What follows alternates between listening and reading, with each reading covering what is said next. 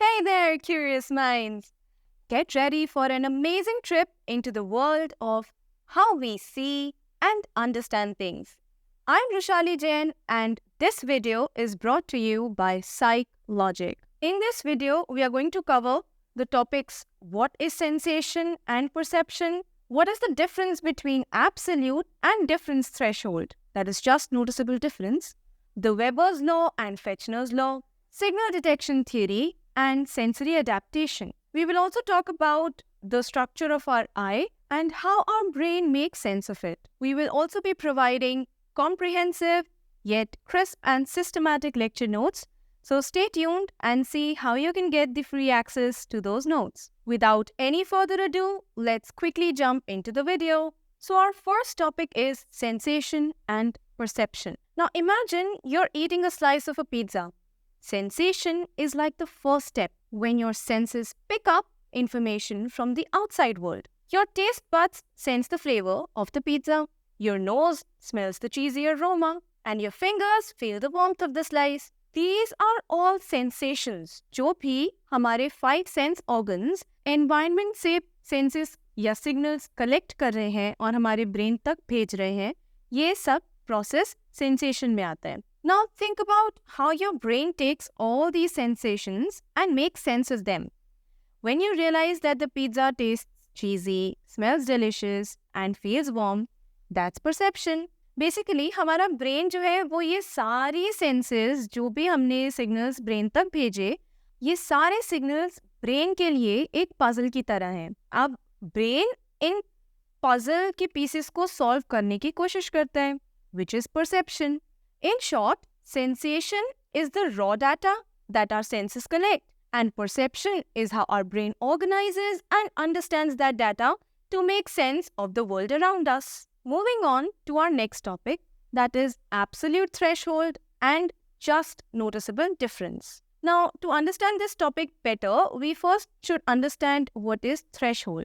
A threshold is the lowest point at which a particular stimulus will cause a response in an organism, which means जब हमें कोई भी external stimulus एक response generate करने की कोशिश करता है, so किस bare minimum पे हम उस पे response देते हैं, that is our threshold. For example, जब हम किसी को tickling करते हैं, so कुछ लोग सिर्फ finger touch करने पे ऐसे उछल जाते हैं जैसे उनको बहुत जोर से हमने tickle कर दिया हो, and कुछ लोगों को बहुत ज़्यादा tickling करने पर भी कुछ नहीं होता. अब डिफरेंस क्या है यहाँ पे? जो स्लाइट टच पे भी ऐसे उछल रहे हैं, उनका थ्रेशहोल्ड टच के लिए बहुत कम है, एंड जो लोग टिकलिंग ज्यादा करने पे भी कुछ नहीं हो रहा है उनको, उनका थ्रेशहोल्ड बहुत हाई है. सो थ्रेशहोल्ड वो लोएस्ट पॉइंट है जिसपे कोई भी स्टिमुलस हमसे कोई रिस्पॉन्स जनरेट करवाता है. Now imagine you are holding a feather in your hand and दूसरे हैंड में आपने एक ब्रिक पकड़ी हुई है. अब जिस हैंड में फेदर है वहाँ पे आपको बेरली पता चल रहा है कि आपके हैंड पे कुछ है, एंड जिस हैंड में ब्रिक है वो तो आपको बहुत आराम से पता चल रहा है because of its weight. So absolute threshold is the smallest weight that you can feel, and when you can just barely notice any tiny change in the weight, that is just noticeable difference. For example, जब हम एक भारी से bag के अंदर एक pencil का wait add करेंगे, सो हमें पता भी नहीं चलेगा कि एक पेंसिल ऐड हुई है या नहीं हुई है. लेकिन वही अगर हम एक किसी मोटी सी भारी सी बुक का एडिशन करें तो वहाँ हमें तुरंत पता चल जाएगा कि यहाँ कुछ तो एडिशन हुआ है. सो जस्ट नोटिसेबल डिफरेंस वो छोटा सा चेंज है इन दो वेट्स के बीच में जो हमें पता चल रहा है कि हाँ ये कुछ चेंज हुआ है. इस कंसेप्ट के ऊपर हमारे दो लॉज हैं जो बहुत इंपॉर्टेंट है. First is Weber's law, second is Fechner's law. Weber's law states that the noticeable difference between the stimuli needs to be proportionate to the initial stimulus, which means कि जिस quantity के ऊपर हम change expect कर रहे हैं, उस quantity के ऊपर फर्क पड़ता है कि हमें कितना change लाना है. जैसे अगर हम एक cup of coffee के अंदर sweetness ज़्यादा expect कर रहे हैं, so वहाँ पे हमें थोड़ी सी quantity ही sugar की add करनी पड़ेगी उस कॉफी को स्वीट बनाने के लिए. ऑन द अदर हैंड अगर हम एक्सपेक्ट कर रहे हैं एक बिग कंटेनर के अंदर कॉफी है, उसको स्वीट बनाने के लिए हमें ज्यादा क्वांटिटी चाहिए होगी शुगर की. इसका एक और एग्जांपल भी हो सकता है. हमने एक पाइल ऑफ क्लोथ्स रखे हुए हैं जिसमें मे बी अराउंड 10-12 क्लोथ्स है. अगर मैं उसमें 2 टी शर्ट्स ऐड कर दूं, सो आपको पता चल जाएगा कि यहाँ पाइल कुछ इंक्रीज हुई है। एंड अगर यही सेम चीज मैं आपकी पूरी कबर्ड की जितने कपड़े हैं सबको एक पाइल में कलेक्ट कर दूं एंड उसमें 2 की जगह अगर मैं 4 टी शर्ट्स भी ऐड कर दूं तो भी आपको पता नहीं चलेगा कि यहाँ पे कुछ ऐड किया है, क्योंकि वहाँ पे चेंज लाने के लिए I need to add a big pile of T shirts. Moving on to Fechner's law. अब Fechner's law is basically an addition to the Weber's law. To understand Fechner's law, let's take help of an example. Now suppose you are sitting in a very dim room, वहाँ lights कुछ on नहीं है या बहुत बहुत dim light है, and वहाँ पे अगर मैं एक ब्राइट लाइट का एडिशन कर दूं, ब्राइट लाइट ले आऊं या ट्यूब लाइट ऑन कर दूं, सो वहां पे आपको तुरंत चेंज पता चल जाएगा कि यहाँ पे एक ब्राइट लाइट ऐड हुई है। बट यही अगर आप एक ब्राइट रूम में बैठे हुए हो जहाँ ऑलरेडी बहुत सारी लाइट्स ऑन है, वहां पे अगर मैं उस सेम ट्यूबलाइट को ऑन करूं तो आपको चेंज पता भी नहीं चलेगा कि यहाँ लाइट ऑन हुई है या नहीं भी हुई है। So this is what Fechner's law explains. It says that the same change can feel different depending on where you start. मतलब जो हमारे एनवायरनमेंट है, जिस सिचुएशन में हम है, उसके ऊपर भी डिपेंड करता है कि वो चेंज हमें नोटिसेबल है या नहीं है। जब हम कोई भी क्वांटिटी ऐड कर रहे हैं या कोई भी क्वांटिटी हम चेंज कर रहे हैं, सो जब हम उसको स्मॉल क्वांटिटी से बड़ी क्वांटिटी में जाते हैं तो वो चेंजेस हमारे नोटिस में आने ज्यादा ऑब्वियस है देन जब हम एक बड़ी क्वांटिटी से दूसरी क्वांटिटी पे जा रहे हैं। फॉर एग्जाम्पल, अगर हम एक कप ऑफ कॉफी के अंदर बहुत थोड़ा सा अमाउंट ऑफ शुगर डाल रहे हैं एंड धीरे धीरे उस अमाउंट को ही ऐड करते जा रहे हैं, तो वो चेंजेस हमें ऑब्जर्व करने, वो चेंजेस हमें डिटेक्ट करने ज्यादा पॉसिबल होंगे देन अगर हम 1 टेबल स्पून ऑफ शुगर डाल रहे हैं और फिर उसके अंदर ही हम एक और टेबल स्पून ऑफ शुगर डाल रहे हैं। मतलब अगर हम ऑलरेडी एक मीठी चीज के अंदर और मीठा डाल रहे हैं, सो उसके चेंजेस ऑब्जर्व करने या डिटेक्ट करने बहुत मुश्किल होंगे। बट वही अगर कम मीठी चीज के अंदर हम मीठा ऐड कर रहे हैं तो उसमें कितना फ्लेवर चेंज आ रहा है, कितनी स्वीटनेस बढ़ रही है, वो हम इजीली डिटेक्ट कर पाएंगे। And this is Fechner's law. So our next topic is signal detection theory.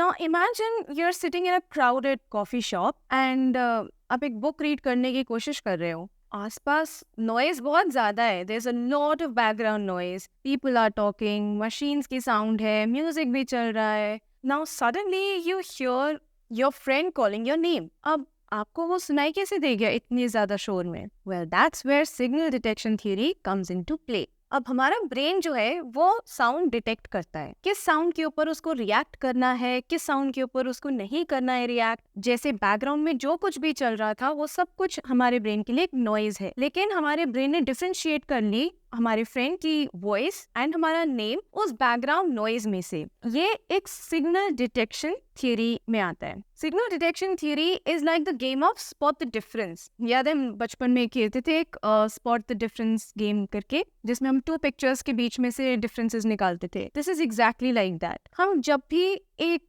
Sound को डिटेक्ट कर रहे हैं या एक कोई भी चेंज को डिटेक्ट कर रहे हैं, दैट इज सिग्नल डिटेक्शन। ये चेंज या ये साउंड एक सिग्नल है जिसको हम डिटेक्ट कर रहे हैं in simple words. Now imagine you are sitting in a very quiet room, ठीक है, and now you need to detect the sound of a bell. अब एक बेल की साउंड डिंग करके आएगी and you need to detect that. You need to tell whenever you hear that bell. वो बहुत ही dim sound है, बहुत ही फेंट सी साउंड है। अब क्या होगा, कभी कभी आपको वो बेल की साउंड एग्जैक्टली पता चल जाएगी कि हाँ ये बेल रिंग करी है and that's the correct answer.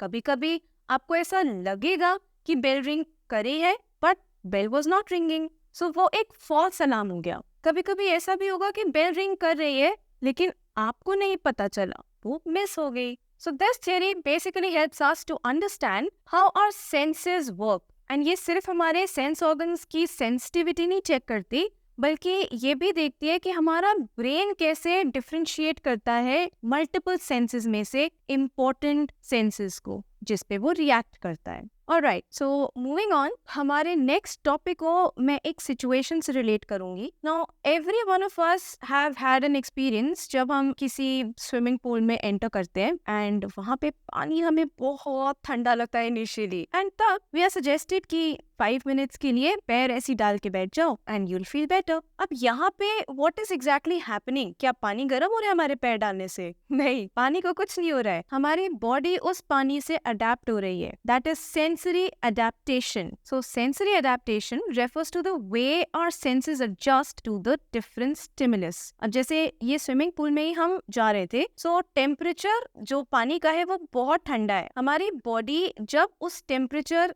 के साथ कांटेक्ट में आ रही है कुछ पर्टिकुलर टाइम पीरियड के लिए, तो उस टेम्परेचर से हमारी बॉडी अडेप्ट हो रही है, उससे यूज टू हो रही है, जिससे वो ठंडा पानी हमें अफेक्ट होना कम हो जाएगा. एक और डेली लाइफ एग्जांपल से इसको रिलेट करते हैं. हम जब भी एक रिस्ट वॉच पहनते हैं तो कुछ टाइम के लिए तो हमें एक ट्रेडिशन फील होता है कि हमने रिस्ट पे कुछ तो टाई किया है, कुछ तो वेट है हमारी रिस्ट पे, बट आफ्टर अ व्हाइल वो रिस्ट वॉच हमें अफेक्ट होना बंद कर देती है. So our body is getting used to that wristwatch. The change that the wristwatch has brought, our body is adapting to it. Similarly, जब हम किसी रूम में एंटर करते हैं, so कुछ टाइम के लिए उस रूम की फ्रेग्रेंस या स्मेल भी हमें बहुत अफेक्ट करती है, पर थोड़े टाइम के बाद हमें वो स्मेल आनी बंद हो जाती है या वो फ्रेग्रेंस आनी बंद हो जाती है. अब वहाँ हमारा नोज काम करना बंद नहीं कर रहा है. Our nose is still sensing and smelling everything. लेकिन वो जो फ्रेग्रेंस है या वो जो स्मेल है, हमारा नोज उसको इग्नोर करना शुरू कर देता है, उस चीज से अडेप्ट हो चुका है. तो वो कहता है ठीक है, ये चेंज था,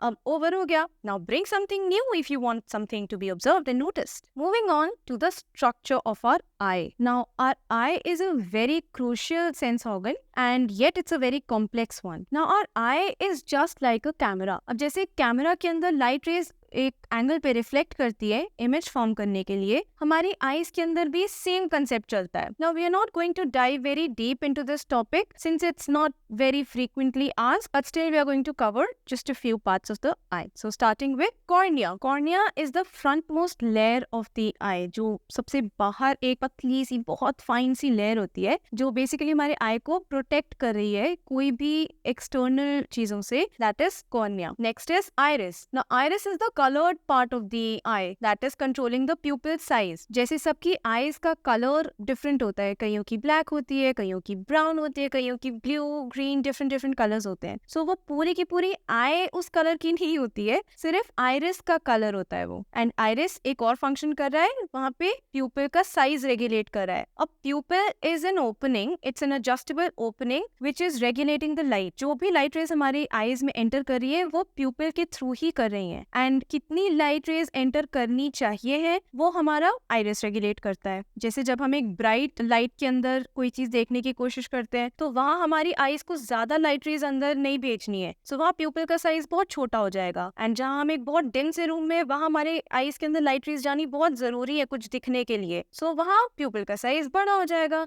सो this regulation is done by iris and light rays are entering through pupil. अब ये लाइट रेज जा रही है आई के अंदर where they are hitting the lens. जैसे कैमरा के अंदर लेंस होता है, वैसे ही हमारी आईज के अंदर लेंस होता है जो इन सारी लाइट रेज को फोकस करता है रेटिना के ऊपर इमेज फॉर्म करने के लिए. Now retina is the innermost layer of the I on which the image is formed. जो भी लाइट रेज एंटर कर रही है आई से, लेंस से वो फोकस होके रेटिना के ऊपर एक इमेज फॉर्म कर रही है. जो इमेज रेटिना पे फॉर्म हो रही है वो ऑप्टिक नर्व के थ्रू सिग्नल्स के फॉर्म में ब्रेन तक जा रही हैं. एंड ये ब्रेन के अंदर एक सेंसेशन या एक सिग्नल के फॉर्म में जा रही हैं.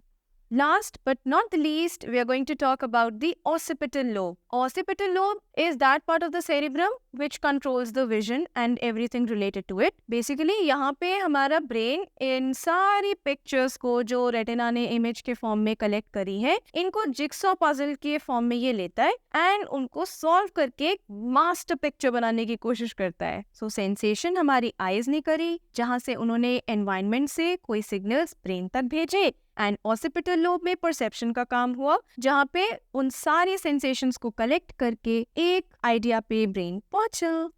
So that's it for today. We will continue with these topics in the next lecture. To get the notes, click on the link below in the description box. Thank you for watching. Stay tuned. Stay happy.